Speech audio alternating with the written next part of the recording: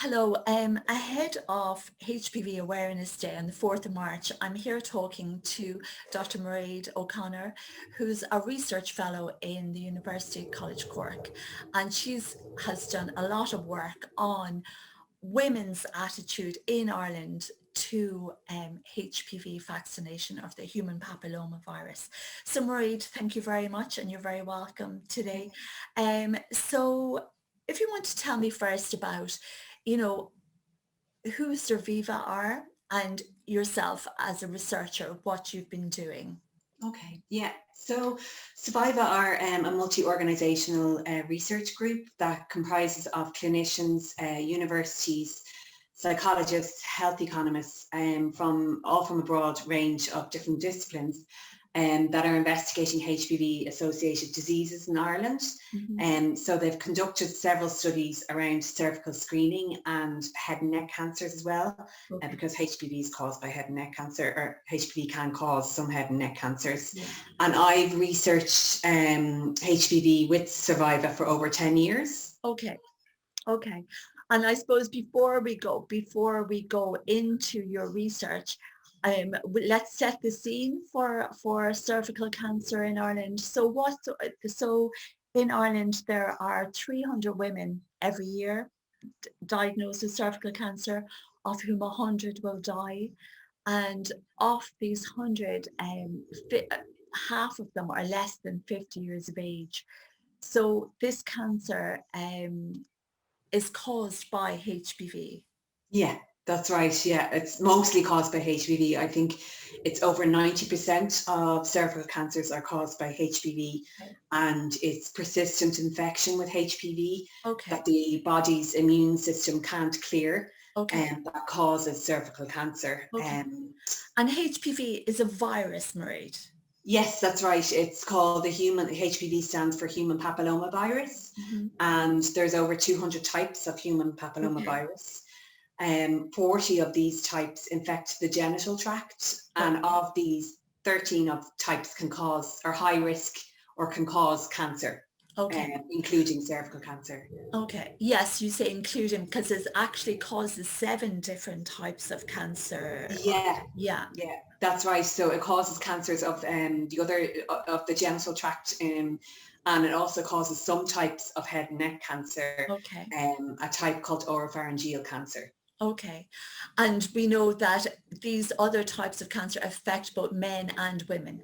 Yes, that's right. It's important that people know that HPV can infect both men and women. Yes. So that's why it's important both to get vaccinated when they're offered the vaccine. Yeah. And while we're talking about 300 cervical cancers every year in Ireland, there's actually around 550 cancers annually that are caused by HPV infection, or the human papilloma virus infection. Yeah, that's right. Women. So it's a virus, Mairead. And how is it transmitted? Mostly transmitted through close sexual contact. So most people will be infected with HPV at some point in their lives. So it's entirely a normal infection to get. And it's in fact skin to skin contact, isn't it? Yes, skin to skin contact is the main thing. But most people, I think it's 90%, most people their infections will clear up on their own within 2 years. And the thing about HPV infection is there's no symptoms with it as well. So you won't know you have a HPV infection unless you get tested. Okay.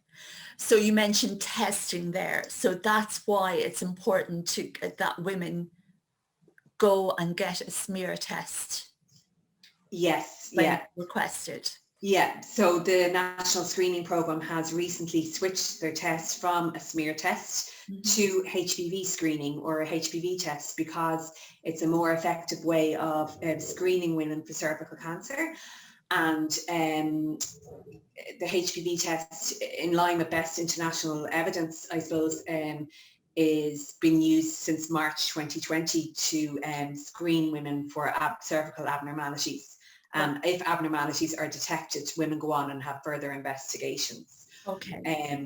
but from the perspective of the woman, it's the very same as having a traditional smear test that they would have been Yeah. used to before. So yeah. Okay, so what you're talking about there is the National Screening Service in Ireland for cervical cancer. So women between the age of 25 and 65 are invited at different intervals Yeah. to For, have a smear test.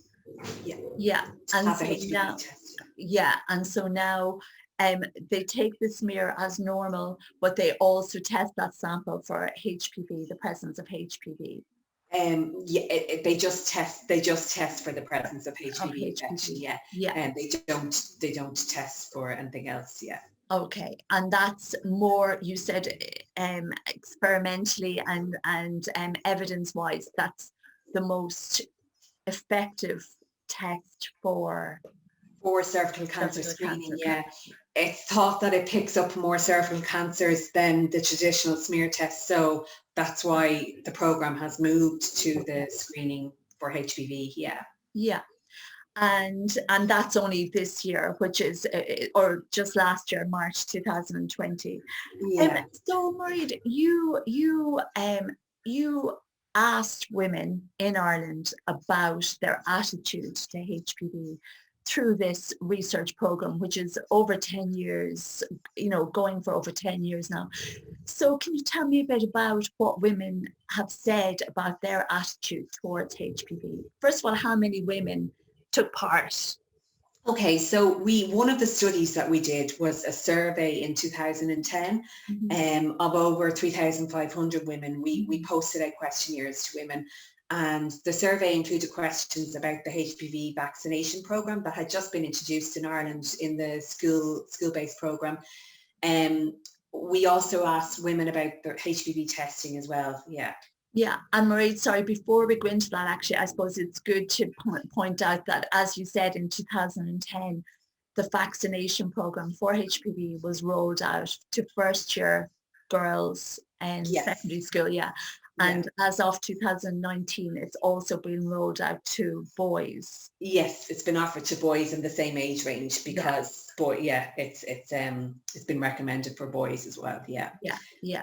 Um, but we investigated women's views on HPV vaccination, Mhm, and what was very encouraging was at the time we found very positive mhm. HPV vaccination attitudes. Yeah, There was some negativity towards the vaccination program and HPV vaccine, but yeah. a lot of that was to do with the vaccine being so new at the time. Mhm. I think new or kind of more up-to-date research needs to be conducted around the HPV vaccine and people's knowledge of that. Yeah, In terms of HPV, we found low levels of knowledge of HPV infection okay. at the time, but HPV was quite new in cervical screening at the time, so most women would never have heard of it before. Okay. Yeah. Okay. And with regard to, and what we know now is that there's been at least 14 years of follow-up research being done on HPV in different countries, on HPV vaccination, and that the evidence to date is that it's still effective 14 years later against HPV, and Yeah, there's yeah, very few of any side effects yeah, reported. So it appears to be a very safe vaccination yeah, and an effective and an effective, vaccine. Yeah, yeah, yeah, yeah. Because with the HPV vaccination and screening, as we were talking about earlier, this is actually a cancer that could be eradicated, not just decreased, but eradicated in the upcoming decades. yeah. So the World Health Organization in late 2020 released a global strategy for the elimination of cervical cancer as a public health program or public health problem. Yeah. And they reckon through a combination of HPV vaccination, Mhm. organised cervical screening programs, Mhm. as well as effective treatment of cervical precancers, cervical cancer can be eliminated by the year Yeah. 2030. By the year So 20. So in yeah, 9 years' time. well, yeah, that's what they say, but it is one of the cancers that can be eliminated, Yeah. Yeah. through HPV vaccine. Yeah. Yeah. So if people hear nothing else from this, for our International HPV Vaccination Awareness Day this year, to know that we actually have this power to actually eliminate a cancer that's currently killing women Yeah. and men every year. Yeah, that's Yeah. right. Yeah, that's why it's important that you know, young people get the HPV vaccine when it's offered to them in schools. Yeah. And uptake of the vaccine needs to be high to protect those in the community that can't get the vaccine as well. Yeah. So yeah, and as well, it's important that women, when they are offered their screening tests as Mhm. part of the cervical screening program that they attend, Mhm. and through that way, it's, you know, it's working towards eliminating cervical cancer. Sure. And what have women told you about their attitude towards screening, Mairead? So in that study in 2010, we asked women about cervical screening. At the time, the cervical screening program was quite new. It was only introduced in Ireland in 2008. So most women had their smear tests done after childbirth before then. But most recently, a couple of years ago, we started a study interviewing women, younger women and older women, Mhm. about what influences their decisions to attend for screening. And we wanted to know why some women don't go for screening, Yeah. Oh, we've lost you, Mairead. particularly older women, because of an issue with, oh, We can you lost hear you me? there. So if you might say again, you were talking about Okay. the difference between women or older and younger women. Yeah, so older women, some older women don't go for screening, so women over 50. So we wanted to look at possible reasons why, if there was any differences in why younger women and older women don't go for screening. Yeah. And we found that older women don't see it as relevant to them, Okay. to go for screening, because they consider it a much more of a young person's disease, Okay. or that only young women need to go for cervical screening tests. Okay. So yeah, But there was, currently the screening program is between the age of 25 and 65. yeah, So you're saying that the women on the older end of the spectrum don't see it as being necessarily relevant to them? yeah, that's Yeah. right. Yeah, Yeah. yeah, yeah, So you'd very much encourage the older women to to present attend. for their screening.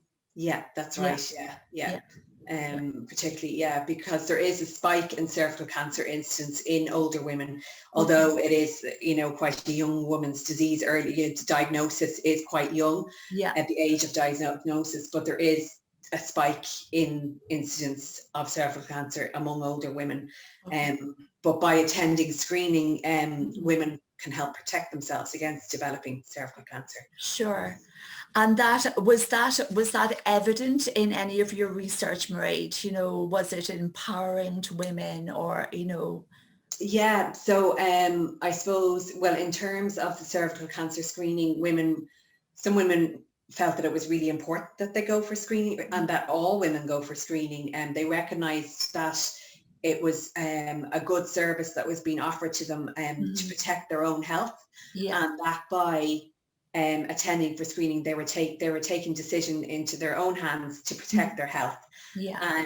In terms of the HPV vaccine, women felt also that it was important to get the vaccine for younger women or younger Mhm. girls if offered, because it's making a contribution to protecting one's own health. Yes. Yeah, Yeah. so they were quite positive messages that came out of the survey. Yeah. Sure. Yeah. And I suppose there have been some difficulties with the screening program in recent years, and we do have to acknowledge that. But the fact that no screening program is 100% effective. There will Yeah. be some what they call false positives and false negatives in all screening, which is unfortunate, which is why we need to go at the intervals that are suggested by the program, Yeah. and Yeah. to also really get the vaccination program up to the 95% that is necessary to really have that protection in place in the population. Yeah, that's right. Yeah, yeah. Yeah. Screening, yeah, unfortunately, no screening test is 100% effective, but in the majority of cases, it does work. So that's why it's important that women go when offered. Yeah, and the HPV vaccinate or the HPV testing as part of the cervical or the smear test now is going to hopefully increase the efficacy of the screening, but it still won't be 100%. Yeah, that's right. Yeah, there are some limitations with not all cervical cancers will be picked up by the HPV tests, but the majority of them will. So Yeah. it is a more effective way of screening than the smear test. Yeah. And so your research has fed into policy with regard to, you know, younger now boys being vaccinated as well, and understanding the difficulties, and also understanding that I think you said that women need more information and want more information about HPV, Mairead. Yeah, that's right. So as part of that survey in 2010 and a later study we conducted in 2012, we asked women about their HPV information needs, and you know, women wanted more information in general about HPV and what it was, you know, how it affects them and issues like that. So I suppose information is power, really, and you know, the more women know about HPV, the more they can protect themselves, and the more they know about screening, the more they can protect themselves as well. Yeah. And on that, Mairead, I suppose if there's that's a good final message, isn't it? That, you know, for women to really inform themselves as much as they can about HPV, women and men, apologies, women and men to inform themselves about HPV and to avail of the vaccinations and the screening programs. Yes. And is Cerviva still going as a consortium? Yeah. So at the moment, I suppose like any research group, our research has been affected by COVID, the COVID pandemic. But we're writing up findings from our most recent study, and we have laboratory studies that are continuing ongoing at the time. Are ongoing, but we're very much still a strong research group in the area of HPV. And so the aim of your group, the same as the WHO, would be to see a real decrease, if not elimination, of HPV related cancers and diseases in Ireland. Yeah, that's right. So by providing high quality research in HPV diseases, we can hopefully contribute to the elimination of, you know, HPV cancers. And part of that is increased awareness and knowledge in the population. Which is what the HPV Awareness Day is for as well. So it's a really important awareness day. Mairead, thank you very much. I think it's very important that we hear about actual research contribution from an Irish group, and you know, about women in Ireland and men in Ireland, what their attitudes are and what their needs are in order to achieve this goal. So thank you very much for joining us today. I really appreciate it. And on HPV Awareness Day, it's very important that we get the message out about your research that you've been doing. And so thank you very much. No problem. Thanks, Frances. Thank you.